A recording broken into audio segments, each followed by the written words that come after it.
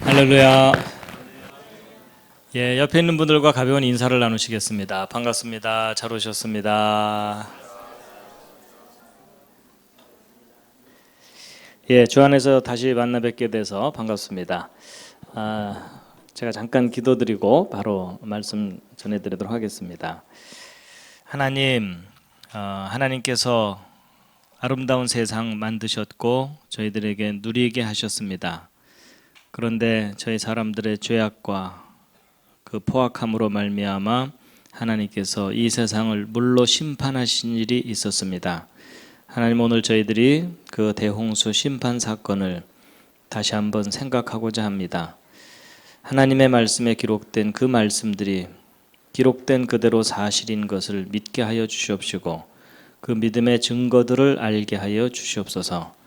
이 시간 성령께서 저희와 함께해 주심을 원합니다. 예수님의 이름으로 기도드렸습니다. 아멘. 예, 화면을 보면서 설명을 드리도록 하겠습니다. 창세기 1장 1절 말씀 다 함께 한번 읽으시겠습니다. 시작. 태초에 하나님이 천지를 창조하시니라. 여기가 어딘지 아시겠습니까? 알프스입니다. 예.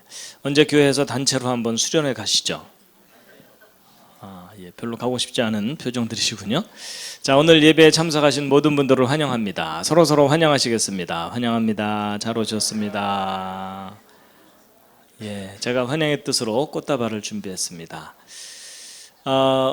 아까 말씀 중에도 나왔는데 영과 진리로 예배해야 된다라고 예수님께서 말씀하셨습니다. 그래서 우리가 하나님께 예배 드릴 때 진리를 정확하게 알고 깨닫는 일이 참 중요합니다. 그리고 하나님께서는 번제보다도 하나님을 아는 것을 원한다. 여러분, 사람도요 자기를 알아줄 때 행복합니다. 맞습니까? 예, 자기를 존중해주고 알아줄 때 행복함을 느낍니다. 하나님께서도 나를 좀 알아라, 정확하게 알고 바르게 알아라 말씀하십니다. 자, 이제 지난 시간에 그 동방박사 이야기를 했었죠. 이제 오늘 이 시간에는 대홍수 이야기를 하려고 합니다. 아마 내용을 이미 알고 계시는 분들도 계시지만 처음 듣는 분들을 위해서 주로 설명을 드리도록 하겠습니다. 옛날 이야기입니다. 편안한 마음으로 들으시면 되겠습니다. 지금부터 대략 4,300년 전쯤입니다. 몇 년 전쯤이라고요? 예, 4,300년 전쯤에 우리가 살고 있는 이 지구 전체가 완전히 물에 잠기는 하나님의 홍수 심판이 성경 창세기에 기록이 되어 있습니다. 안타까운 것은 학교 역사 시간에는 배웁니까? 안 배웁니까? 단 한 줄도 배우지 않습니다. 여러분이 대홍수 사건은 천지 창조 이후로 예수님 재림하실 때까지 인류 역사 중에 물리적으로 가장 큰 사건이었습니다. 근데 놀랍게도 역사 속에 가장 큰 사건을 일반 학교에서는 전혀 가르치지 않고 있는 겁니다. 그렇다면 둘 중에 하나입니다.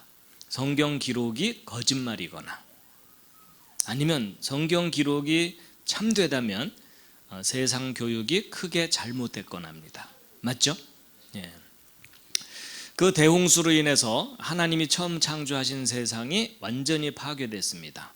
그리고 우리는 훨씬 나빠진 환경에서 두 번째 세상을 살고 있습니다. 그 홍수 때 하나님께서 노아라는 사람에게 큰 배를 하나 만들게 하셨는데 그걸 방주라고 보통 표현을 합니다. 이 방주라는 말은 이 언약궤하고 똑같은 단어거든요. 그래서 상자같이 생긴 배다, 그런 뜻입니다.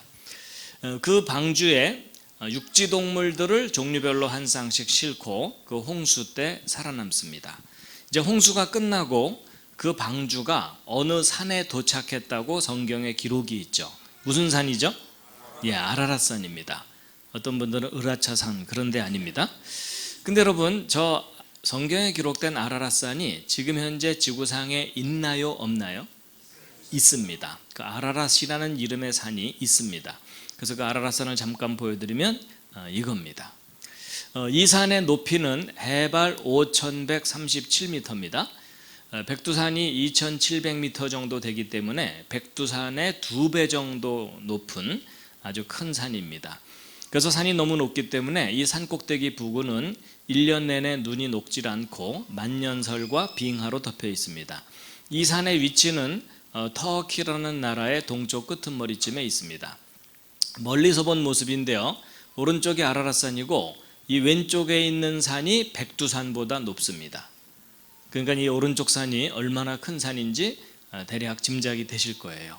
언뜻 사진으로 보기에는 아침 먹고 출발해서 점심때 야호할 것 같지만 그런 산이 아닙니다. 아주 큰 산입니다. 그래서 여기가 백두산 정도 높이입니다. 아주 큰 산이죠. 그런데 바로 이 눈 덮인 산 꼭대기 어딘가에 성경에 기록된 그 노아 방주가 지금까지 남아 있다고 주장하는 사람들이 역사 속에 많은 사람들이 있었습니다. 그래서 1800년대 이후로 200명이 넘는 사람들이 아라랏산과 방주에 대한 증언을 하고 있고, 또 역사 기록을 조사해 보아도 BC 700년 경부터 아라랏산과 방주에 대한 다양한 기록들이 발견이 됩니다. 그 중에 몇 가지만 좀 말씀을 드리면 1902년도 100년 전쯤에 조지 하고피안이라고 하는 아르메니아계 농부인데 바로 이분입니다. 이분이 어린 시절에 자기 삼촌과 함께 아라랏산에 올라가서 방주를 보았을 뿐만 아니라 자기 삼촌의 도움을 받아서 방주 이외 지붕을 왔다 갔다 걸어보기까지 했다고 합니다. 근데 어렸을 때 보았다는 그 방주의 모습을 나중에 이 화가의 도움을 받아서 스케치한 그림이라고 하고요. 그리고 이제 1916년도에는 지금 현재 러시아 말고 소련 전에 제정 러시아가 있었습니다. 황제가 다스리던. 근데 여러분, 그 제정 러시아는 러시아 정교회라 그래가지고 기독교 국가입니다. 그래서 황제 이하 온 국민들이 대부분 성경을 믿고 하나님을 믿는 사람들이었는데, 근데 이제 황제가 보고를 받은 게 있어요. 아라랏산을 비행하던 러시아 조종사가 방주와 같은 물체를 목격했다라는 보고를 받고 군인 2개 중대를 아라랏산에 올려보냈는데 그들이 올라가서 방주를 찾았다고 합니다. 그래서 보고서를 작성해서 황제에게 전달도 했는데 그 와중에 제정 러시아가 무너진 거예요. 공산주의, 사회주의 혁명이 일어나면서 황제 일가족을 다 처형을 합니다. 왜냐하면 더 이상 왕을 세우지 않으려고. 그런데 그 혁명의 소용돌이 속에 자료들도 다 분실되고 탐사에 참여했던 사람들도 다 흩어져 버렸지만 그 소문이 러시아 정교회 내에 널리 퍼졌다고 합니다. 그래서 그 후대 사람들이 아라랏산과 방주에 대한 다양한 자료들을 수집해서 책을 펴낸 것들입니다. 아라랏산과 방주에 대해서 이렇게 다양한 책들이 나왔다는 것을 대부분의 사람들이 잘 모릅니다. 그리고 2차 세계대전 때에는 미군 조종사들이 아라랏산을 비행하다가 방주와 같은 물체를 목격한 일이 있어가지고 거기 잡지에 실린 적도 있었고, 또 1955년도에는 프랑스 사람인 페르난드 나바라라는 사람이 청소년쯤 되는 자기 아들과 함께 아라랏산을 등반을 해가지고 4,000m 이상 되는 높은 곳에 그 빙하 갈라진 틈, 그걸 보통 크레바스라고 하는데요, 그 한 10m쯤 얼음 틈으로 밧줄 타고 내려가서 한 1.5m 정도 되는 사람 손으로 다듬은 나무를 꺼내 가지고 내려오는데 그 과정을 카메라에 다 담았기 때문에 기록 필름이 지금까지 남아 있습니다. 근데 풀 한 폭이 나지 않는 그 높은 곳에서 사람 손으로 다듬은 나무가 발견된 것으로 보아서 그것이 방주에 부서진 파편일 가능성이 높다, 이렇게 보고 있습니다. 그래서 오른쪽 아래에 있는 이 사진은 그때 꺼내 가지고 내려온 나무 조각의 일부분이라고 합니다. 근데 분명히 재질이 나무이고 사람이 다듬은 모습을 하고 있습니다. 그리고 이제 나름대로 아라랏산에 올라가서 방주라고 여겨지는 물체를 멀리서 사진을 찍었다고 하는 자료들이 있기는 한데 이 사진 상태가 아주 선명하지는 않아서 이것을 방주라고 단정하기는 좀 어렵습니다. 그래서 지금 현재 아라랏산에 방주가 있음직한 위치들을 표시를 해놓은 거거든요. 나중에 구역별로 한 번씩 올라가 보시기 바랍니다. 그 대신 살아서 돌아오시기 바랍니다. 그리고 이제 이 아라랏산 아래쪽에 살고 있는 원주민들, 다양한 민족들이 이 아라랏산에 대해서 여러 가지로 표현을 하고 있는데, 이 터키족들은요 이 아라랏산을 방주의 산이다 이렇게 사람들이 보통 부르고 있고, 또 쿠르드족, 이 아라랏산 주변에 살고 있는 이 쿠르드족들은 재앙의 산이다 이렇게 표현하기도 하고요. 그 다음에 이쪽 이란 쪽 요 페르시아 사람들은 노아의 산이다 이렇게 불러왔습니다. 그래서 이제 지금 현재 아라랏산에서 방주가 있음직한 가장 가능성이 높은 장소는 요 지역 어디라고 보고 있거든요. 바로 여기 큰 계곡이 나 있는데요. 지진으로 여기가 무너져 내린 곳입니다. 근데 요 언저리 어디가 방주가 있음직한 위치라고 하는데, 몇 년 전에 그 홍콩의 탐사팀이 이 아라랏산 아래쪽에 그 현지인의 안내를 받아서 노아의 방주라고 여겨지는 지역을, 방주가 놓여진 지역이라고 여기는 것을 안내를 받아서 올라가서 이제 동영상 촬영도 하고 자료 조사를 했다고 하는데, 이제 이게 실제 방주의 흔적인지, 지금 현재 저게 혹시 세트장을 만들어 놓고 이제 조작을 한 건지에 대해서 사실 그걸 확인을 해보려고 한국 탐사팀이 지난 4월에 올라가려고 했거든요.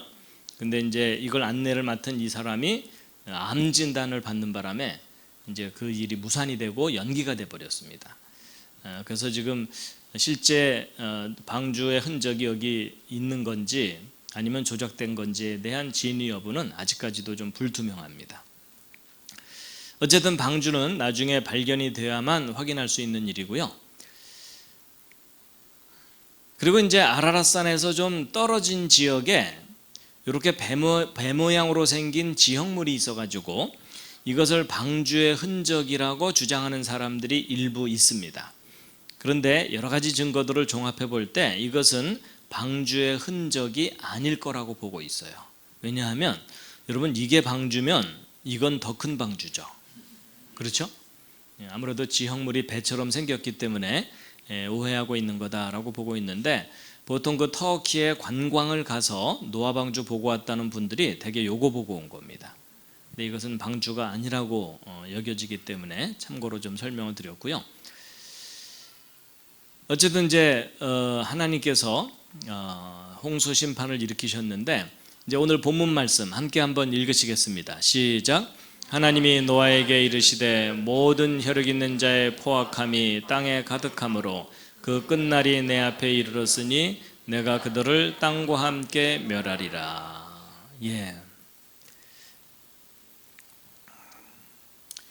여러분, 성경에 기록된 대홍수는 지구 일부 지역의 이 정도 규모의 홍수가 아닙니다. 성경은 분명히 지구 전체를 덮은 전지구적인 홍수를 이야기하고 있습니다. 왜냐하면 여러분, 노아가 방주를 만들 때 처음부터 눈 덮인 산 꼭대기에다가 만들 수는 없습니다. 그렇죠? 그러면 중간 어디선가 배를 만들었을 텐데, 만약에 이런 지역적인 홍수였다면 홍수 끝나고 물이 빠질 때 방주도 떠내려가야 됩니다. 그렇죠? 근데 성경 기록을 보면 분명히 아라랏 산에 도착했다고 되어 있거든요. 여러분, 이 아라랏 산은 큰 바다들로부터 수백 킬로미터 떨어진 내륙 높은 산악지대입니다. 여러분, 이런 지역적인 홍수로는 배가 산 꼭대기에 도착할 수 없습니다. 맞죠? 그리고 만약에 이런 지역적인 홍수라면 노아가 방주 만들 필요가 없어요.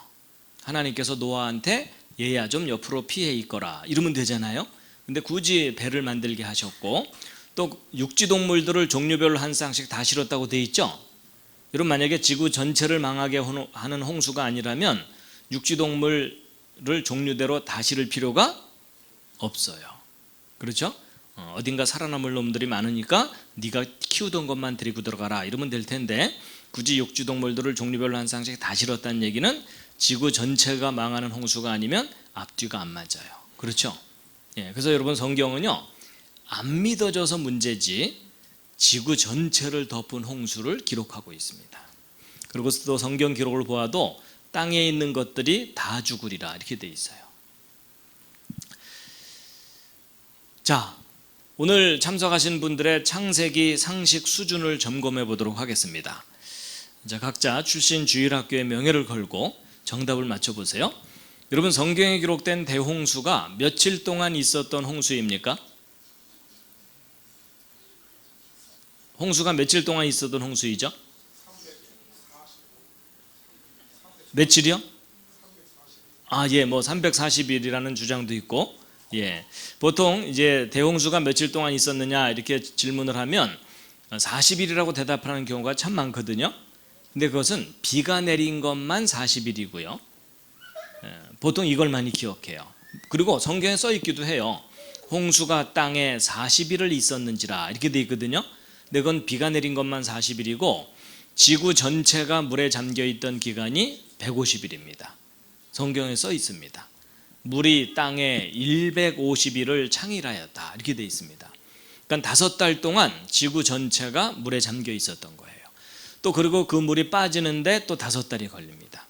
그리고 땅이 마르고 굳는데 2달 정도 걸려가지고 비가 내리기 시작해서부터 노아가 방주에서 나올 때까지 홍수 전체 기간은 364일입니다. 하루 모자라는 1년이에요.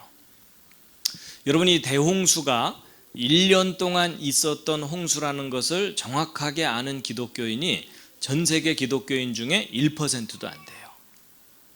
근데 여러분이 오늘 그 1% 클럽에 가입하신 거예요. 서로 축하해 주세요.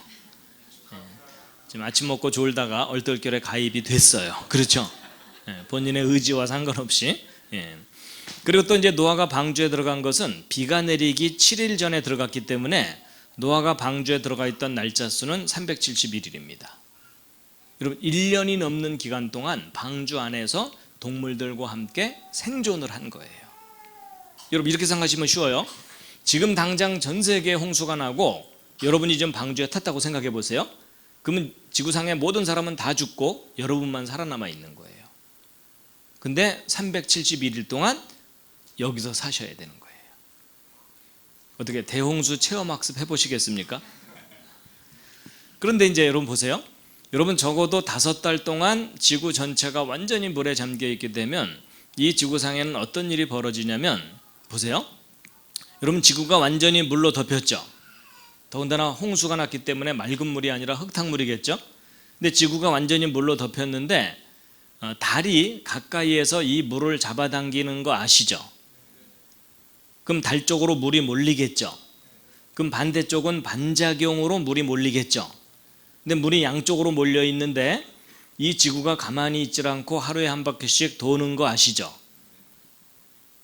그래서 여러분 가끔 어지러우시잖아요. 네, 그건 아니고요.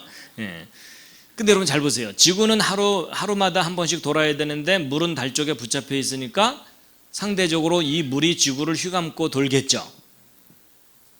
그럼 여러분 보세요.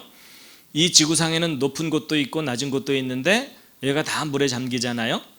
그러면 여러분, 저 산들이 물에 잠겨만 있으면 괜찮은데 이 정도 큰 규모의 사건이 일어나면 지구 표면의 균형이 깨지면서 여기저기서 지진이 일어납니다.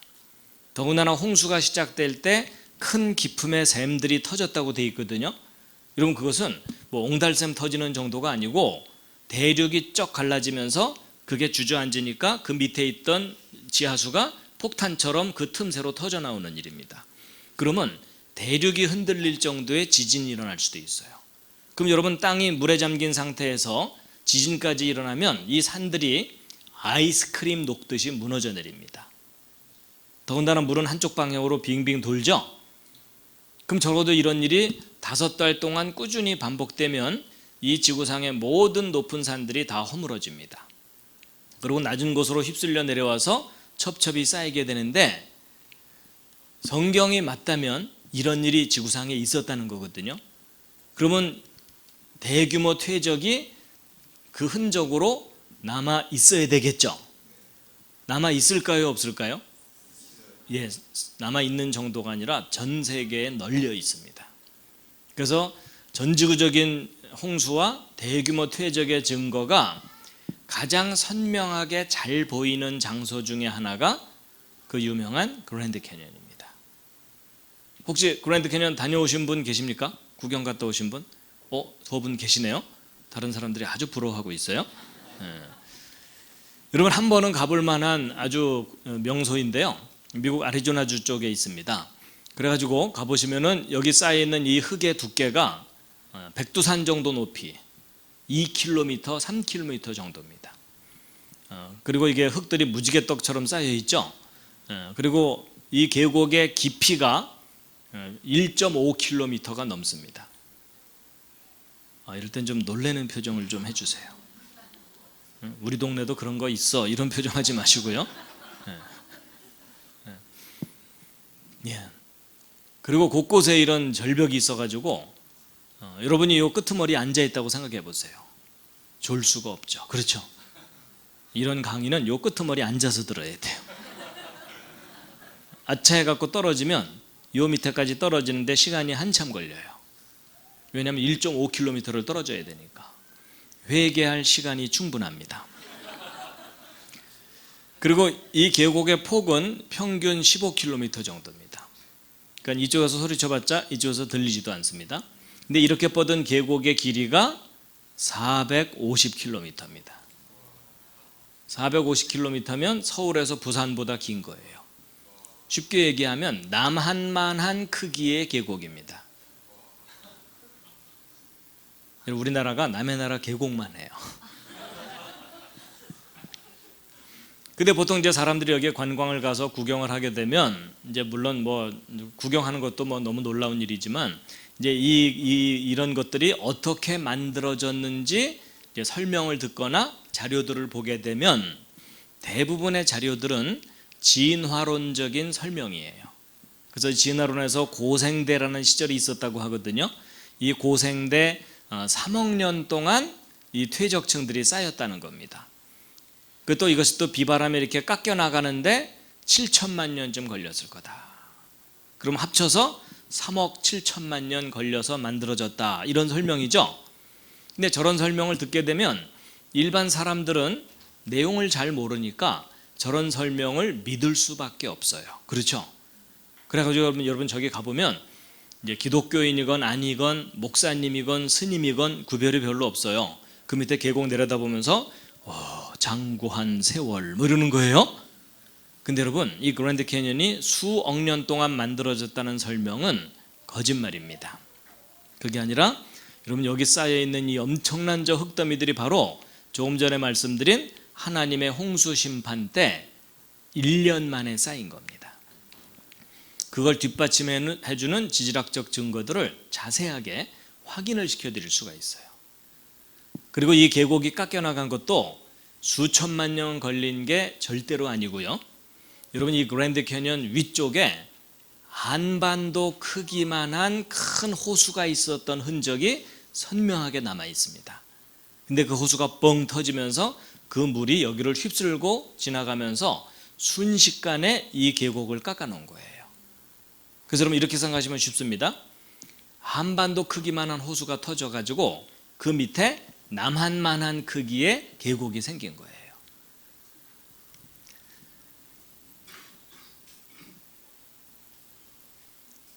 그래서 미국 그 LA에 가면은 그 이재만 선교사님이라고 계시는데 그분이 사람들을 모아서 관광버스에 싣고 한 4박 5일, 5박 6일 뭐 이런 일정을 잡아가지고 이 그랜드 캐니언과 주변 지역을 안내를 해주거든요. 근데 이 그랜드 캐니언이 대홍수 심판의 증거라는 것을 아주 상세하게 설명을 해주면서 그 투어를 하는 게 있습니다. 근데 그분은 지질학을 공부하시고 구약학 공부하셔가지고 아주 자세하게 지질학적으로 설명을 해주거든요. 근데 거기 한번 다녀오잖아요. 목사님들도 단체로 다녀오시기도 해요. 근데 목사님들조차도요 다녀오고 나면 회개를 하시는 분들이 꽤 많아요. 주여, 제가 창세기는 신화인 줄 알았는데 기록된 그대로 사실이라는 것을 이제는 분명하게 믿겠나이다. 이러면서 회개하시는 분들도 계세요. 왜냐하면 신학교에서 이 대홍수를요 지역적인 홍수였다, 신화다 이렇게 가르치는 경우가 꽤 많거든요. 이런 거 아셨어요? 모르셨어요? 잘 모르셨군요. 여러분 놀랍게도 지금 전 세계적으로 신학교들을 조사해 보면 신학교 교수들 중에 이 대홍수 사건을 역사적인 사실로 안 믿는 교수들이 상당히 많이 있어요. 그리고 그렇게 가르쳐요. 금시초문이세요?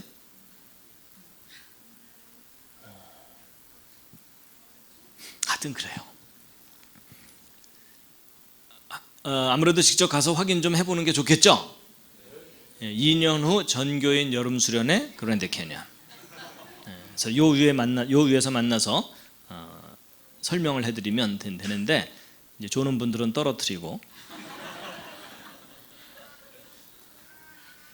하여튼 제가 오늘은 자세한 설명 못 해드리지만 여러분 당분간 우기고 다니시기 바랍니다. 이 그랜드 캐년이 무엇에 대한 증거라고요? 하나님의 홍수 심판의 증거예요. 그럼 우리나라에는 대홍수와 같은 그런 증거가 있을까요, 없을까요? 예, 여러분 우리나라도 대홍수를 설명할 수 있는 증거들이 여기저기 있습니다. 그래서 제가 이제 내일 모레 화요일 날 이제 그 탐사를 좀 가기로 했어요. 지질학 전문가하고 함께. 그래서 이제 국내에 대홍수를 설명하는 탐사 코스를 개발하려고 지금 답사 가기로 했어요. 하여튼 나중에 또 한번 팀을 만들어서 한번 가시죠 뭐. 네?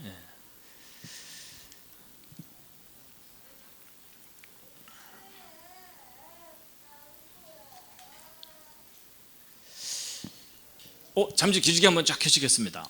지금 집중을 하신 건지 정신을 놓으신 건지. 피곤하시니까 잠깐 몸 좀 풀고 하겠습니다. 서로 인사하셨으니까 좌양좌 하셔서 옆에 있는 분 앞말을 좀 토닥토닥 해드리도록 하겠습니다.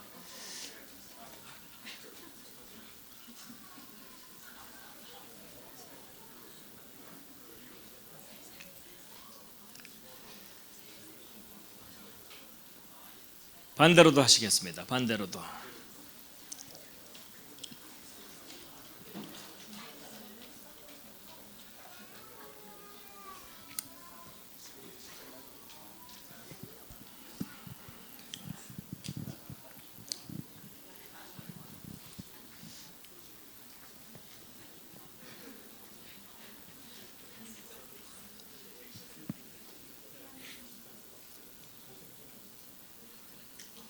여러분 그 성경이 맞다면 지금 여러분과 제가 살고 있는 이 지구는요 하나님이 처음 만드신 그 모습이 아닙니다.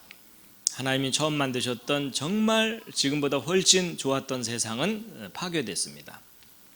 그리고 훨씬 나빠진 환경에 살고 있는 거라서 그래서 여러분 이런 대륙들도요 홍수 이후에 다시 형성된 겁니다. 홍수 이전의 모습은 알 길이 없어요. 아마 천국 가면 주님께서 비디오로 보여주실 거예요. 홍수 전의 모습이 이런 모습이었단다. 뭐 이렇게. 그래가지고 이 대홍수 심판과 관련해서 예수님께서 재림에 관한 이야기를 하셨는데 함께 한번 읽으시겠습니다. 시작. 노아의 때와 같이 인자의 임함도 그러하리라. 홍수 전에 노아가 방주에 들어가던 날까지 사람들이 먹고 마시고 장가들고 시집가고 있으면서 홍수가 나서 그들을 다 멸하기까지 깨닫지 못하였으니 인자의 임함도 이와 같으리라. 여기 보면 먹고 마시고 장가들고 시집가고 있다 망했다 이렇게 돼 있는데요. 그럼 사실 먹고 마시고 장가들고 시집가는 게 잘못된 건 아니에요. 그렇죠? 그게 잘못된 게 아니라 하나님의 행하심에 관심이 없었던 거예요. 자, 여러분 이 왼쪽 그림은 홍수 직전 상황을 그려본 건데 이 할아버지가 누굴까요? 노아라고 대답하시는 분들은 틀린 겁니다. 동네 할아버지입니다. 왜냐하면 방주문 닫혀 있고 사람들 몰려와서 문 두들기고 있죠. 노아와 그 가족은 벌써 방주 안에 동물들과 함께 들어갔고 뒤늦게 비가 내리는 걸 보고서 물에 빠져 죽을까 봐 돈보따리 들고 온 마을 할아버지입니다. 이때 방주에 타지 못했던 사람들은 다 죽었다라고 기록이 되어 있습니다. 아마 그런 계산 해보신 적 있으신가요? 홍수 직전에 지구상에 살고 있던 사람이 몇 명 정도였을까? 여러분 이 성경 창세기를 보면 아담부터 대홍수 때까지 족보가 나오거든요. 단순히 이름만 나오는 게 아니라 몇 살에 누구를 낳았고 그 후 몇 년 살았다, 이게 나오기 때문에 이 표를 가지고 인구 증가를 계산해 볼 수가 있어요. 여러분, 현재 세계 인구는요 2019년 현재 80억 가까이 됐거든요. 그럼 홍수 직전의 세계 인구는 몇 명 정도였을지 옆에 앉은 분과 상의해 보시기 바랍니다. 여러분, 홍수 직전에 지구상의 인구가 몇 명 정도였을 것 같습니까? 여러분, 옆에 있는 분을 무시하지 마시고 좀 물어봐 주세요. 홍수 직전 세계 인구가 몇 명 정도 됐을까? 뭐 10만 명, 100만 명? 여러분, 이 대홍수는 아담 창조 후 1656년에 있었거든요. 그러면 1600년 만에 몇 명 정도 됐을까 계산해 볼 수가 있는데, 여러분, 최소 10억에서 100억이 넘을 수도 있다, 이렇게 보고 있어요. 그럼 평균 잡아서 50억 정도라고 봐도 지금 현재 세계 인구와 비슷한 정도가 홍수 직전에 살고 있었을 가능성이 높아요. 이렇게 얘기하면 이제 안 믿어지는 분들이 있으실까 봐 제가 계산 결과 잠깐 알려드릴게요. 여러분, 지금 현재 세계 인구는요 40년 정도 만에 2배로 늘어납니다. 근데 옛날에는 조금 느려가지고 50년마다 2배로 늘어났다고 한번 계산해 보자고요. 이게 무슨 말이냐면 처음에 두 사람이 50년 후에 4명, 100년 후에 8명, 이런 속도로 늘어나는 거거든요. 여러분, 50년마다 2배면 빠른 거예요, 느린 거예요? 여러분, 이렇게 보세요. 2명이 있다가 100년 후에 8명 되는 거거든요. 여러분, 우리 경험상 느린 거예요. 맞죠? 여러분, 지금이야 아이를 적게 낳으니까 그렇지, 옛날 우리 조선시대만 하더라도 갑돌이 갑술인 결혼해갖고 100년 지나면 10명 이상으로는 늘어났죠. 적어도 20명 정도는 늘어나거든요. 맞죠? 그러니까 사실 이거 굉장히 느린 속도인데, 이런 식으로 천천히 늘어나도 여러분, 대홍수가 아담 창조 후 1656년이라 그랬죠.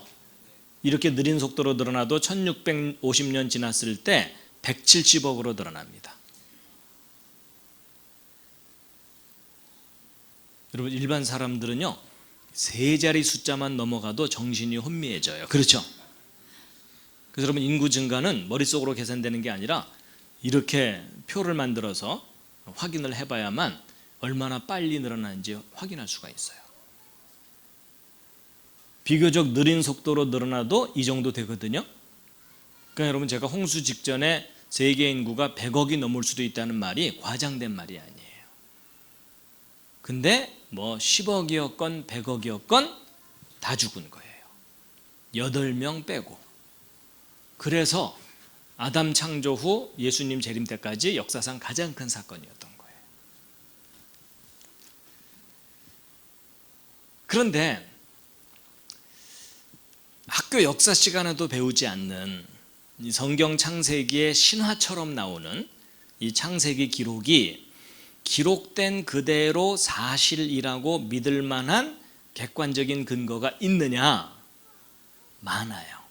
그 대표적인 증거 중에 하나가 바로 노아가 만들었다는 방주입니다. 여러분, 제가 어렸을 때 교회에서 홍수 이야기 들었을 때 그때 떠올랐던 방주의 모습은 이 그림 비슷했어요. 그렇죠? 웬 우스꽝스럽게 생긴 배에다가 동물들을 너덜너덜 싣고서 웬 할아버지가 살아남았나 보다, 이렇게 좀 만화처럼 생각을 했거든요. 근데 나중에 제가 커서 자료들을 조사해 봤더니 이 방주는 이렇게 생긴 배라기보다는 대략 이와 같은 모습의 배라는 거예요. 근데 여러분, 언뜻 보시기에 무엇처럼 보이십니까? 예, 이게 나이에 따라 달라 보여요. 요즘 마음 상태에 따라서도 달라 보이실 거예요. 여러분, 어린아이들은 여간해서 관을 떠올리지 못해요. 그렇죠?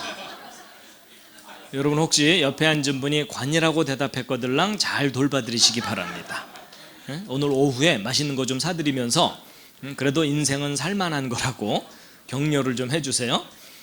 근데 여러분, 이 방주가 얼마나 큰 배냐면 그림으로 표현해드리면 이 정도 규모의 배입니다. 이걸 좀 더 구체적으로 비교해드리면 축구장보다 길고 폭이 3분의 1 정도 되는 대형 선박이에요. 근데 이렇게 크다는 거 어떻게 알았느냐? 성경 창세기에 오늘 읽은 본문 말씀에 그 치수가 기록이 돼 있어요. 하나님이 직접 가르쳐 주시는데, 자, 다시 한번 읽으시겠습니다. 시작.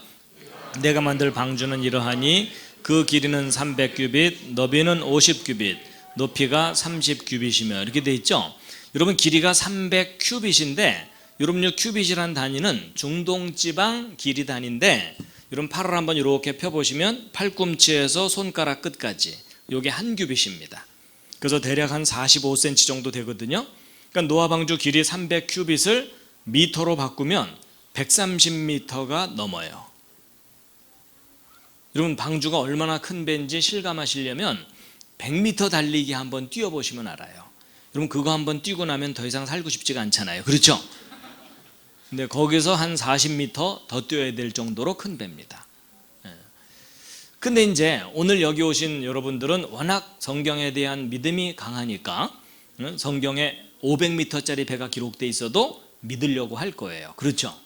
그런데 여러분 일반 상식을 가진 사람들은 성경 기록 믿기가 너무 힘들어요. 왜냐하면 인간이 배를 만든 역사를 조사해 보면 100m 정도 길이의 배를 처음 만든 때가 1843년에 SS 그레이트 브리터노인데 바로 요 배거든요.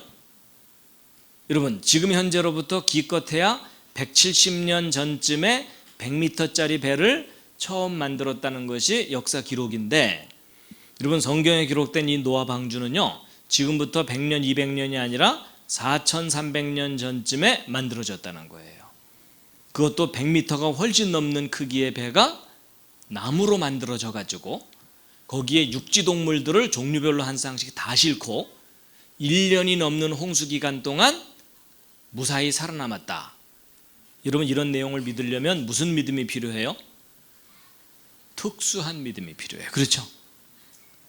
여러분 사실 교회 다니는 사람들도요 이런 것들을 현실적으로 따져보면 믿을 만한 내용이 아니에요. 그렇죠? 그래서 대부분의 기독교인들이 성경, 구약 성경 믿을 때 어떻게 믿어요? 덮어놓고 믿잖아요. 그렇죠? 그거 자꾸 열지 마 이러면서.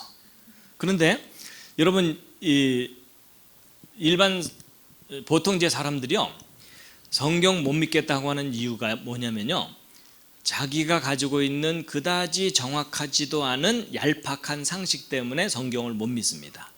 오히려 대형 선박을 설계하는 전문가들은 성경에 기록된 노아 방주 기록을 보면은 깜짝 놀랍니다. 왜 놀라냐면 여러분 배를 만들 때 파도가 없으면 아무렇게나 만들어도 잘 떠요. 근데 파도가 심해지면 이 배가 뒤집어져 버릴 수가 있어요. 그럼 여러분 100m가 넘는 큰 선박이 큰 파도에 뒤집어지지 않고 안전하려면 가장 중요한 게 뭔지를 알아야 되겠죠. 근데 오랜 세월 동안 시행착오와 연구 끝에 가장 중요한 게 뭔지를 알아냈는데 그 중에 제일 중요한 게 뭐냐면 배의 설계 비율입니다. 여러분 길이와 폭과 높이가 어떤 특별한 비율일 때 파도에 가장 안전하다는 걸 알게 됐거든요. 근데 바로 이 SS 그레이트 브리터너가 그 안전한 설계 비율의 대표적인 예예요. 그럼 우리가 뭘 확인해 보면 되냐면 이 그레이트 브리터너의 설계하고 노아 방주 설계를 비교해 보면 성경 창세기 기록이 믿을 만한 기록인지 확인해 볼 수가 있죠. 그럼 여러분이 한번 직접 해보세요. 이 그레이트 브리터너 길이, 너비, 높이인데 이 피트 단위 숫자들이 보기 편하니까 이 위를 보시면 여러분 길이가 두 개로 표현되어 있는 이유가 뭐냐면 배의 전체 길이와 축의 길이거든요. 그거 감안하시면 되는데 일단 그레이트 브리터너 길이가 너비의 몇 배입니까? 제가 너무 무리한 부탁을 드린 건 아니죠? 대략 몇 배? 6배죠? 그리고 길이가 높이에는 몇 배예요? 대략 10배죠? 여러분 바로 요 비율입니다. 6배, 10배. 이게 파도의 가장 안전한 설계 비율이에요. 근데 많은 사람들이 신화처럼 생각하는 노아 방주 확인해 보시면 길이가 너비의 몇 배? 6배. 그리고 길이가 높이에는 몇 배? 10배. 여러분 일반 사람들은 조금 놀랄지 모르지만요 저같이 공학을 공부하는 사람들은 많이 놀랍니다. 여러분 조그마한 배도 아니고 100m가 넘는 대형 선박의 가장 안전한 설계 비율 알아내는 일이 쉬울까요? 어려울까요? 아주 어렵습니다. 여러분 조그마한 배 같으면은요 수십 척 모양 다르게 만든 다음에 파도에 띄운 다음에 끝까지 살아남는 거 찾으면 되잖아요. 그렇죠? 근데 여러분 100m가 넘는 대형 선박 실험해 본다는 게 현실적으로 가능해요, 불가능해요? 거의 불가능해요. 맞죠? 여러분 100m짜리 배를 겨우 하나 만들어 갖고 파도에 띄웠는데 파도에 뒤집어져 버리니까 또 만들지 뭐. 이런 건 사실 불가능한 일이에요. 맞죠? 근데 여러분 놀랍게도 수천 년 전에 만들어졌다고 하는 신화 같은 그 배가 오늘날 만들고 있는 대형 선박의 가장 안전한 설계 비율하고 똑같아요. 여러분 성경 좀 믿을만 합니다. 좀만 믿어주시면 감사하겠습니다. 여러분 조금 믿는 게 아니라요, 성경대로 해야 살아요. 근데 여러분 이걸 단순히 비교만 해본 게 아니고요, 아예 실험까지 했어요. 그게 뭐냐면, 여러분 대한민국이 잘하는 것 중에 하나가 조선업인 거 아시죠? 요즘은 좀 불경기이긴 해도 한때는 전 세계에서 배 만드는 것에 관한 세계적인 수준이었잖아요. 맞죠? 그래가지고 여러분 세계에서 제일 큰 조선소 5개가 지금 아직도 한국에 있거든요. 그래갖고 한국의 배를 얼마나 잘 만드냐면, 여러분 이런 대형 이런 배들이 있죠. 바다에 돌아다니는 이런 배들의 전 세계 돌아다니는 배 중에 10척 중에 한두 척만 한국이 만들어도 많이 만드는 거예요. 맞죠? 여러분 우리보다 앞서서 배를 만든 선진국들이 많잖아요. 근데 뒤늦게 출발한 우리가 10척 중에 한두 척만 만들어도 많이 만드는 거겠죠? 근데 여러분 놀라운 사실은 전 세계 돌아다니는 이런 배들의 10척 중에 6척 이상을 한국이 만든 겁니다. 이런 줄 잘 모르셨죠? 관심 좀 가져주시면 감사하겠습니다. 근데 여러분 왜 이렇게 많이 만들 수 있었냐면요, 여러분 한국 사람들이 머리가 좋은 건 아시죠? 물론 여러분이 옆에 있는 사람을 보면 절대로 그런 생각이 안 들겠지만 한국 사람들이 머리가 비교적 좋아요. 맞죠? 더군다나 성질 급한 것도 아시죠? 그래서 외국 사람들이 한국에 오면 제일 먼저 배우는 단어 중에 하나가 뭐라고요? 빨리빨리. 아시죠? 그래갖고 배를 빨리 많이 만드는 방법을 개발을 한 거예요. 실제로. 그래가지고 일본에다가 이런 배를 주문하면 예를 들어 3년에 한 척 만들어준다고 치자고요. 한국에 주문하잖아요. 2년에 2척 만들어줘요. 아니 기술을 그렇게 개발을 한 거예요. 그러니까 선주 입장에서 보면 일본에 배를 주문해서 3년 후에 배를 받는 것보다 한국에 주문해서 2년 후에 배를 받아서 나머지 1년 동안 장사하는 게 더 이익이잖아요. 맞죠? 그러니까 웃돈을 주고서라도 한국에 주문을 하는 바람에 대형 조선소들이 세워지고 그렇게 배를 많이 만들게 된 거예요. 근데 요즘은 이제 국제 유가가 낮아지는 바람에 이제 배가 아주 많이 필요하진 않아 가지고서 조선 경기가 좀 내려갔죠. 요즘 조금 회복되고 있다는 얘기 들리고 있죠. 어쨌든 한국이 배 만드는 것에 관한 세계적인 수준이 된 거예요. 그래서 이제 어떤 분들은 썰렁한 농담으로 한국의 배를 잘 만드는 이유가 한국의 옛날 이름이 조선이어서 그렇다고. 하여튼 그런 사람들을 만나면 약간 추워요. 그래서 이제 여러분 한국에서 이렇게 배를 만들어 줄 때 이 배가 파도에 정말 안전한지 미리 테스트를 하거든요. 조사를 다 합니다. 그래서 그거 조사해 주는 연구소 중에 하나가 선박해양연구센터예요. 그래갖고 1992년도에 저 선박해양연구센터가 대전에 있거든요. 거기에다가 정식으로 연구비를 주고 성경에 노아의 방주라는 배가 나오는데 이 배가 몇 미터 파도에 견딜 수 있는지 실험 좀 해달라. 그래서 그때 실험용으로 만든 노아 방주 모형입니다. 그리고 이게 실험해주는 장치인데 길이가 100m가 넘는 풀장이거든요. 그래서 이 배를 붙들어 메고 이 크레인이 100m로 왔다 갔다 하면서 테스트를 해주는데 제일 중요한 실험이 파도 실험이죠. 그래갖고 이 수조 저 뒤쪽에 가면 유압 프레스가 있어가지고 컴퓨터에서 파도 모양을 그려주면 그 모양대로 파도를 만들어주는 장치입니다. 그래서 그 파도가 가서 배를 이렇게 흔들어대거든요. 그래갖고 이게 노아방주 실험 장면이에요. 그래서 파도가 오르락내리락 하는 거, 배가 앞뒤 좌우로 기울어지는 거 다 컴퓨터에서 읽어드려서 분석하는 그런 실험 장면인데, 요거 실험할 때 저도 가서 구경을 했습니다. 그래서 여러분들이 날 잡아서 이제 구경하러 갔거든요. 그래서 어떤 분들은 난간 붙잡고 주여 뒤집어지지 않게 하여 주시옵소서 이제 기도도 하시면서 가서 구경을 했는데, 이때 이제 우리의 최대의 관심사는 이 방주가 몇 미터 파도를 견딜 수 있느냐 이거잖아요. 근데 여러분 보통 일기예보를 들으면 바다에서 파도가 몇 미터짜리가 치죠? 1, 2m, 3, 4m. 5m 넘어가는 데는 별로 없거든요. 근데 가끔 5m 넘어가요. 그래서 이 노아의 방주는 10m짜리 파도를 견딜 수만 있어도 비교적 안전하다고 인정해 줄 만한 배거든요. 그래서 여러분, 제가 얼마 전에 대형 컨테이너 선을 몰고 다니는 그 선장님을 만나기도 하고 또 해군 함장님을 만나기도 했었거든요. 그래서 제가 그분들한테 물어봤어요. 그동안 바다 돌아다니면서 가장 높은 파도를 몇 미터짜리 경험하셨느냐고. 그분들도 대충 10m래요. 그러니까 노아 방주가 10m짜리 파도만 견뎌도 안전한 거예요. 근데 우리가 좀 더 냉정하게 생각해 봐야 되는 게 뭐냐면, 여러분이 노아의 방주는 인천 앞바다나 부산 앞바다에 떴던 배가 아니라 전지구를 덮은 홍수 때 덩그러니 혼자 떠가지고 그 산 같은 파도를 견뎌야 돼요. 그렇죠? 그래서 과학자들이 그동안 태평양, 대서양, 인도양에서 파도가 가장 높을 때 몇 미터짜리 파도를 관찰한 게 있냐면, 지금까지 파도 최고 기록이 30m입니다. 그러면 30m면 아파트 한 층 높이가 3m가 채 안 되거든요. 그러니까 10층 정도 아파트를 집어삼키는 파도가 치는 거예요. 그럼 파도 타기 하려면 그 정도에서는 해야 되겠죠? 재밌네 뭐 이러면서. 근데 과연 이 노아의 방주가 그 정도 파도를 견디겠느냐 실험을 했는데, 그때 실험 결과가 나왔어요. 그래서 KBS 9시 뉴스에도 잠깐 보도가 됐었거든요.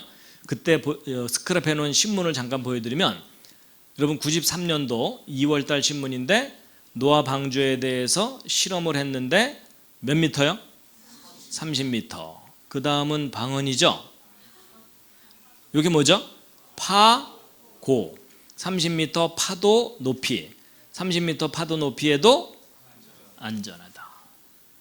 여러분, 지구상에서 가장 큰 파도에도 방주가 뒤집어지지 않는다. 다들 별로 감동은 없으시군요. 일반 신문들은 이렇게 짤막하게 실어줬지만 그래도 좀 크게 실어주는 신문이 국민일보입니다. 좀 많이 실어줬죠? 사진도 실어주고. 근데 내용은 서로 비슷해요. 근데 저도요, 이거 연구할 때 옆에서 많이 배웠는데, 여러분 배가 안전하려면 일단 뒤집어지지 않는 게 제일 중요해요. 왜냐면 뒤집어지면 다 죽으니까. 근데 여러분, 이 방주가요, 뒤집어지지 않는다고 일이 다 해결되는 게 아니고요, 이 방주가 파도에 너무 심하게 흔들리잖아요. 이 안에 있는 동물들이 멀미하다가 죽을 수도 있어요. 여러분 생각해 보세요. 이 방주가 1년 내내 파도에 흔들리다가 1년 후에 방주 뚜껑 딱 열어봤더니 그 안에 동물들이 요플레가 돼 있더라. 이거 얼마나 한심해요. 그렇죠? 노아가 방주에서 나와갖고 주여 어떡하죠? 다 죽었는데요. 이러면은 우리 주님께서 창조를 또 하셔야 되잖아요. 그렇죠? 그래서 여러분, 이 방주는요, 뒤집어지지도 않아야 되지만 흔들림도 적어야 돼요. 그리고 또 이 방주가 워낙 길이가 길다 보니까 큰 파도를 한쪽만 맞잖아요. 그럼 파도의 충격으로 배가 부러져 버릴 수가 있어요. 그래서 여러분, 이 노아의 방주는요, 뒤집어지지도 않고 흔들림도 적고 부서지지도 않는 이 세 가지를 모두 만족해야 진짜 안전한 배예요. 그래서 여러분이 노아 방주 조사할 때 방주만 딸랑 조사한 게 아니고, 방주보다 긴 배, 짧은 배, 높은 배, 낮은 배, 넓은 배, 좁은 배, 다른 비율의 배 12척을 비교 조사를 한 거예요. 그래서 이 세 가지를 모두 만족시키는 가장 안전한 설계의 배가 어느 배냐 하고 확인해 봤더니 무슨 배였을까요? 예, 여러분 자신 있게 대답하셔도 돼요. 놀랍게도 성경에 기록된 노아 방주 설계 비율이 가장 안전한 거예요. 여러분, 이게 무슨 말이냐면, 인간의 과학기술로 만들 수 있는 배 중에 가장 안전한 설계의 배가 뭐라고요? 근데 그 노아 방주가 창세기에 기록되어 있잖아요. 그렇죠? 많은 사람들이 이걸 신화라고 생각하잖아요. 그래서 여러분, 재미있는 게 뭐냐면, 여러분 이거 연구를 부탁했기 때문에 선박해양연구센터 내에 연구 책임을 맡은 박사님이 있겠죠. 그분이 이거 연구 시작할 때까지만 해도 성경 창세기 제대로 안 믿던 분이었어요. 근데 연구를 부탁받았으니까 성경도 읽어봐야 되고 일반 자료도 조사해 봐야 되고 자기가 실험도 해봐야 되잖아요. 실험하고 날 때 이분 어떻게 됐을까요? 놀랍게도 성경 창세기를 그대로 믿는 사람이 된 거예요. 믿는 정도가 아니라 주변 다른 박사들한테 당신들도 성경 믿어야 된다고 간증하러 다닌 거예요.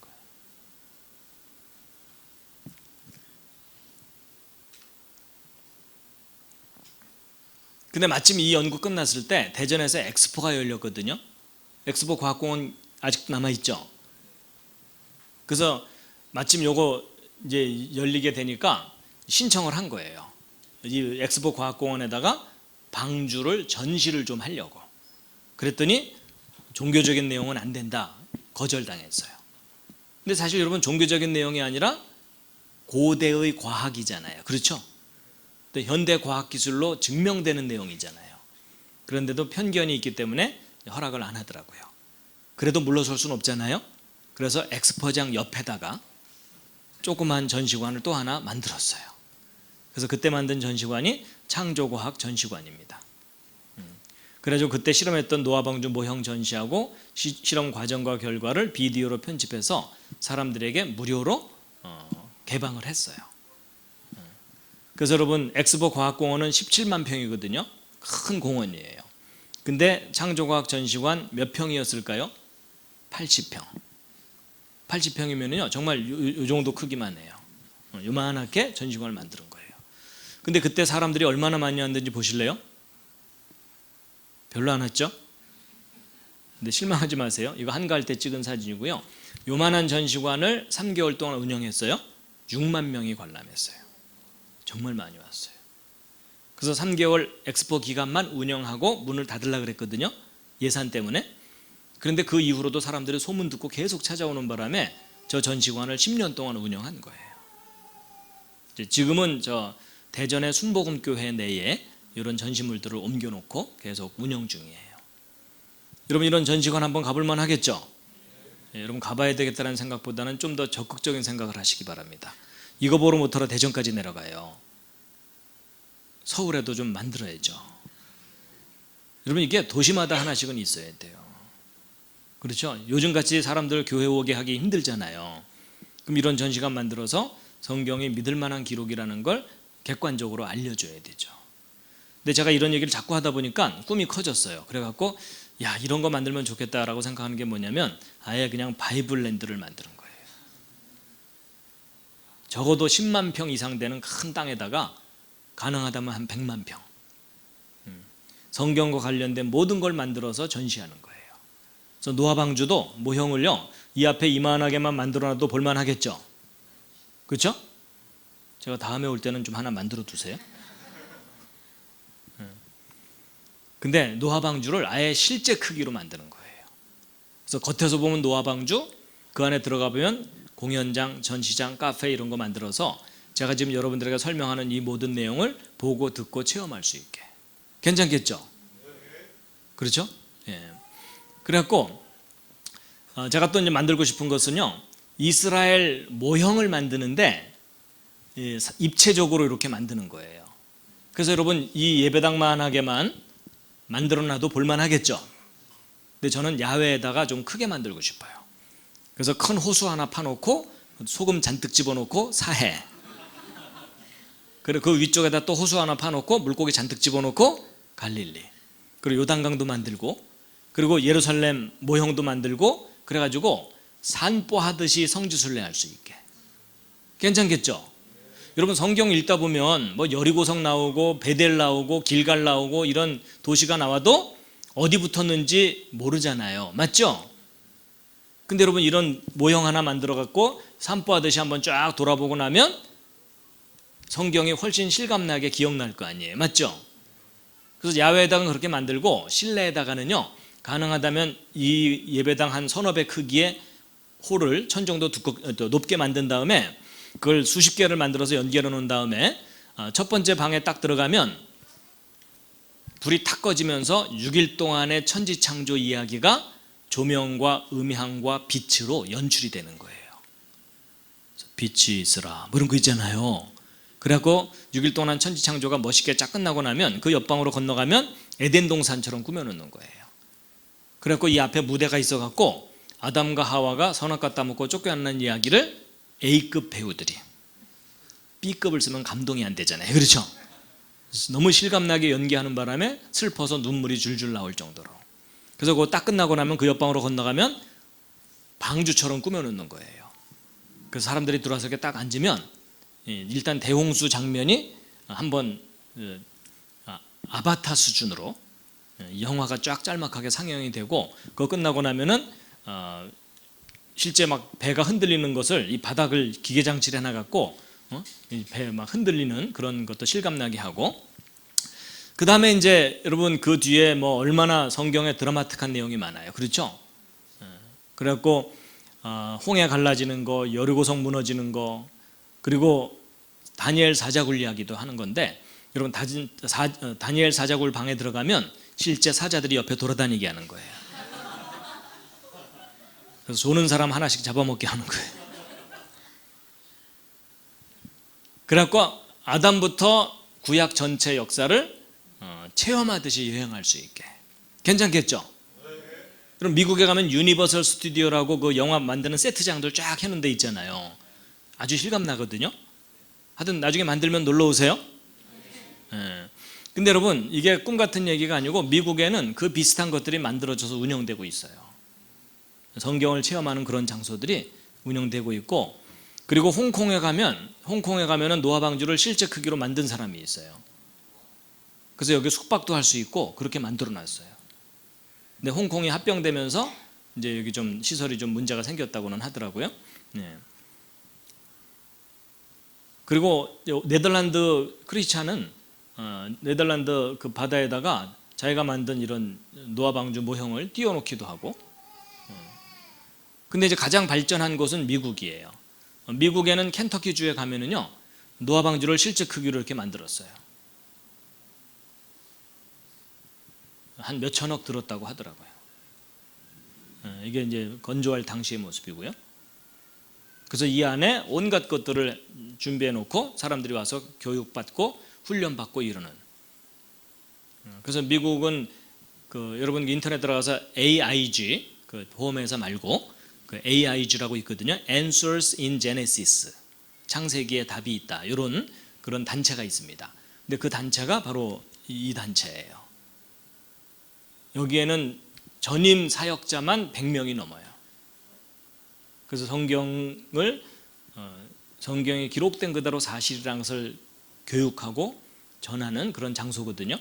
나중에 혹시 미국 가시거든 여기 꼭 좀 들러서 구경하시기 바랍니다. 우리나라도 하나 만들어야 되겠죠? 아니 여러분 보고 만들라고 안 할 테니까 근심 어린 표정하지 마세요. 그냥 만들었으면 좋겠다 동의만 좀 해주세요.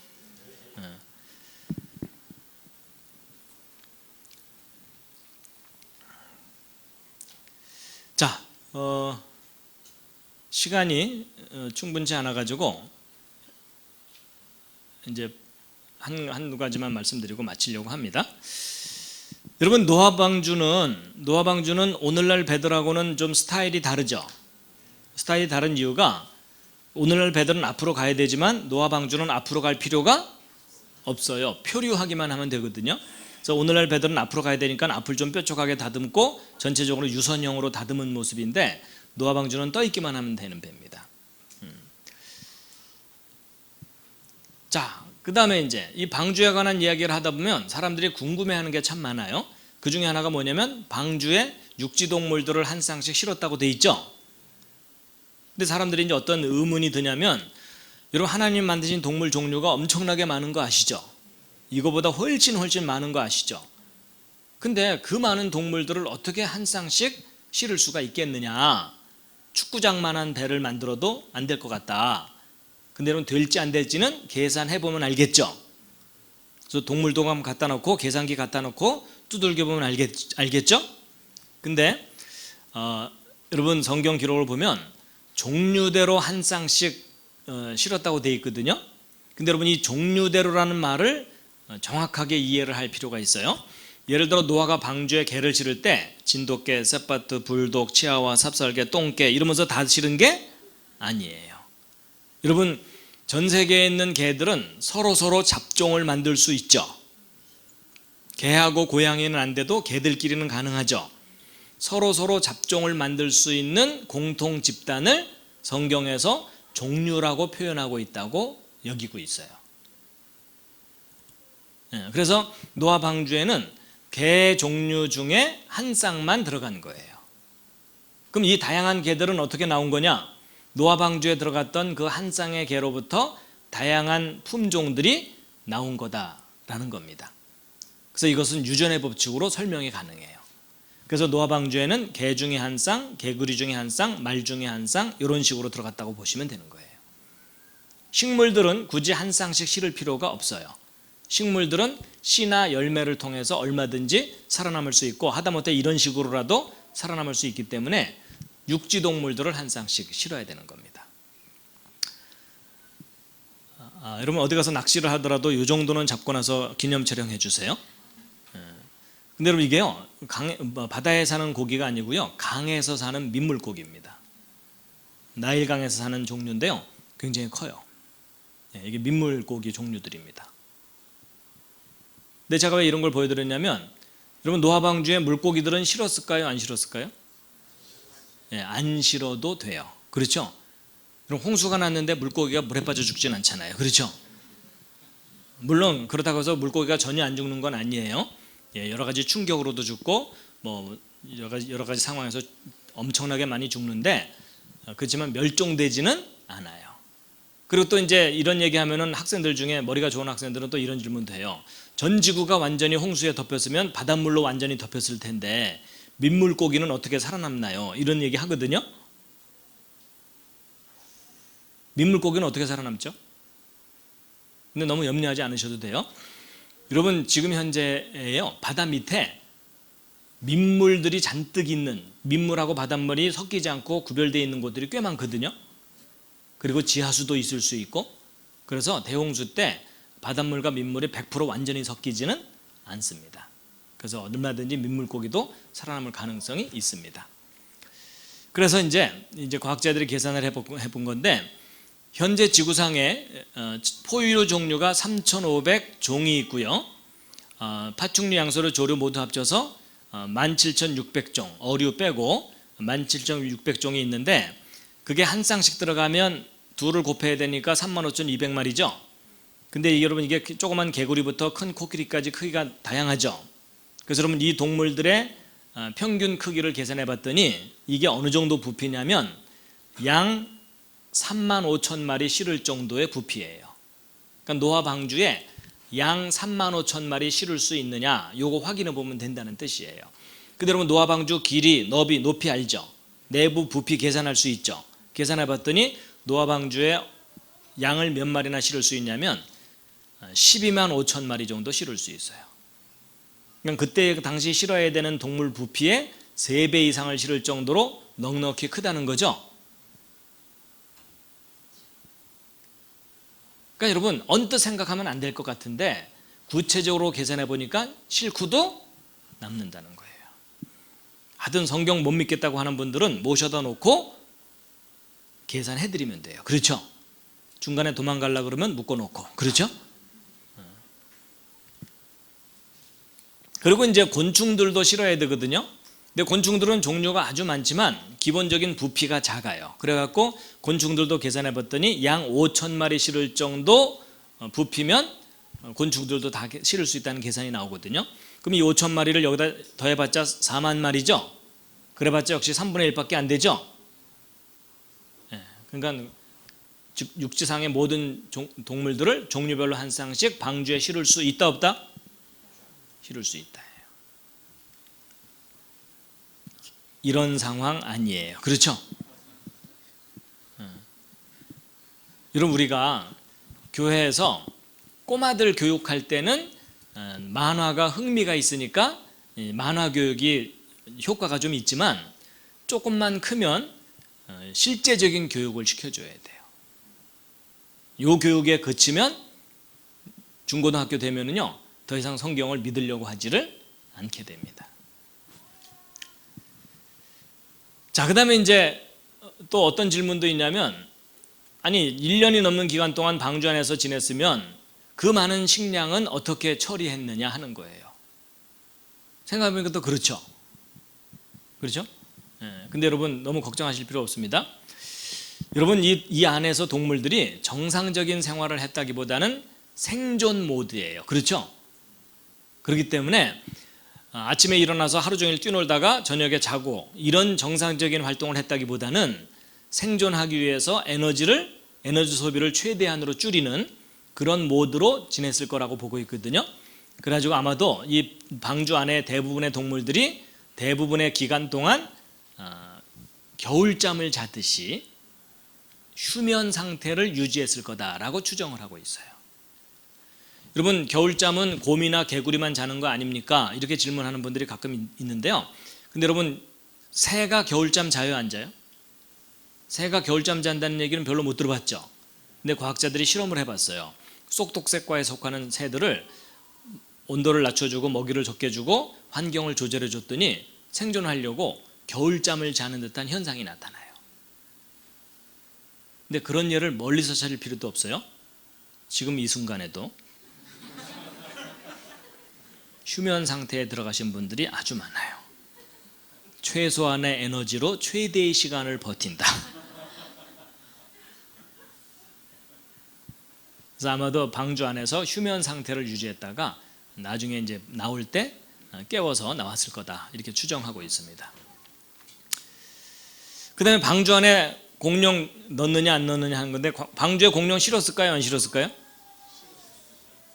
방주 안에 공룡을 실었습니다. 근데 이 큰 공룡 어떻게 실었느냐? 어떻게 실죠? 예, 맞아요. 새끼 실으면 돼요. 그렇죠? 공룡은 지금까지 한 500종류 정도 발견됐다 그러는데, 뭐 500종류라 그래봤자 한 쌍씩 실으면 1000마리잖아요. 그렇죠? 그러니까 소 1000마리 정도 실을 정도 부피면 가능하거든요. 그러니까 공룡도 다 실을 수 있다는 계산이 나옵니다. 그래서 함께 한번 읽으시겠습니다. 시작. 새가 그 종류대로, 가축이 그 종류대로, 땅에 기는 모든 것이 그 종류대로 각기 둘씩 내게로 나오리니 그 생명을 보존하게 하라. 그래서 그 다음 이야기가 더 있는데, 사실은 이제 잃어버린 세계 말씀을 드려야 되는데 시간이 많이 갔기 때문에 오늘은 여기까지만 해야 될 것 같습니다. 어떻게 도움이 되셨습니까? 다 듣고 났더니 제일 중요한 요점이 뭐죠? 여러 가지가 있지만 가장 중요한 요점은 성경은 기록된 그대로 사실이다. 믿을 만한 근거들이 분명하다. 뭐 이런 말씀입니다. 잠깐 기도드리고 마치도록 하겠습니다.